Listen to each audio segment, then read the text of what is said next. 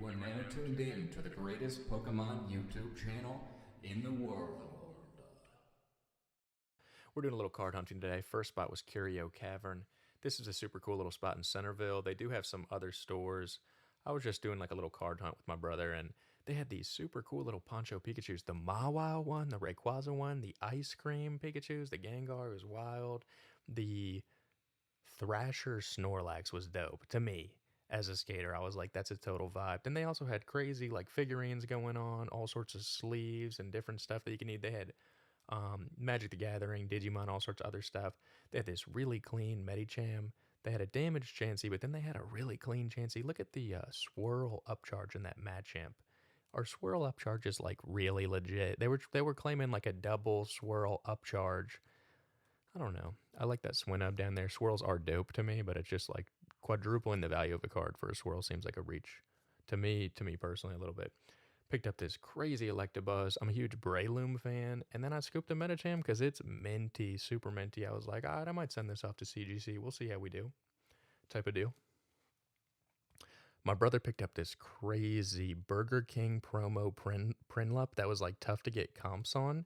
It's like 130, like $1.30 damaged, but then it's like multi hundreds decently graded. And then we popped over to TCG Village. Dope plushie selection. Togepi ripped, the Larvitar ripped. I was like, all right, this store's a vibe. And then they had a crazy vintage hollow selection, like very, very cool store. The Surge's Electabuzz was clean. The Lapras was clean. That Entei was fire. The Flareon, Ninetales, Scyther, and Moltres, all pretty sharp looking kind of cards. Tons of sealed here. I will say that this place was busy, and the guys working there, they seemed like they knew what they were doing. So maybe like picking up cards to grade might be a little tricky. They had a pretty cool slab selection, trainer card selection. The Arceus from Crown Zenith was ripping. I looked at that PSA 9 Mew, and then they even had a tag slab. I was like, oh dang. And then here's all the modern cards. The gold Lucario, I was like, dude, that's dope. I think gold cards are underrated. I actually am really a big fan of gold cards, personally. Huge Marowak fan. I thought that was sick.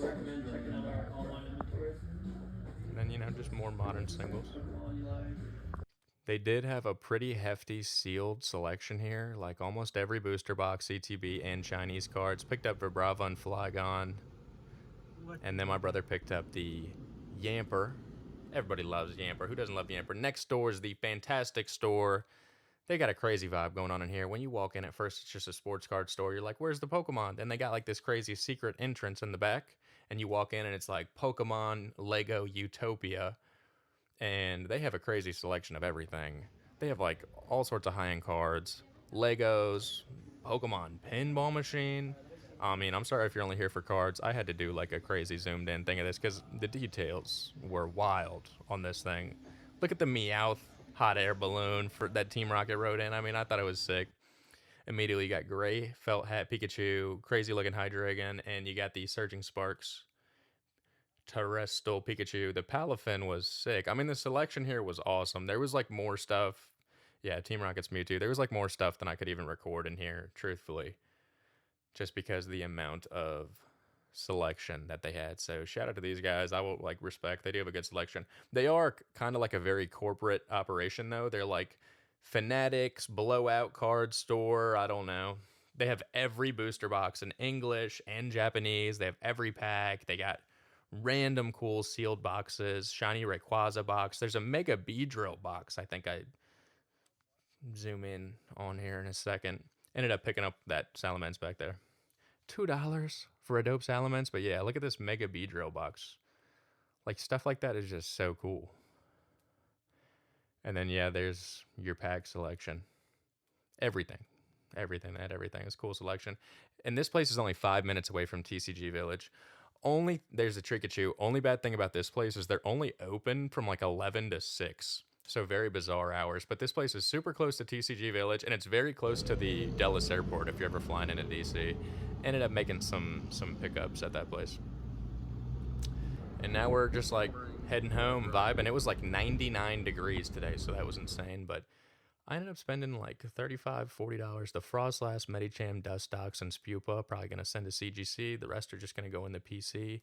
Low key, my favorite card was the Electabuzz. I picked up for probably $1, which is wild. But yeah, that's about it. If you enjoyed the content, found it helpful, I'd appreciate a like, a subscribe, a comment. If you hated the content, tell me it was garbage. Make sure you tell me that Fairfax is not Washington, D.C., and that, like, I'm not repping your spot up in Maryland. It's a large area, guys. There's got to be 25 card shops in the D.C. area. You can only hit like a few in a day, truthfully, with how traffic is around here. You know what I mean? But outside of that, I appreciate your time. Deuces.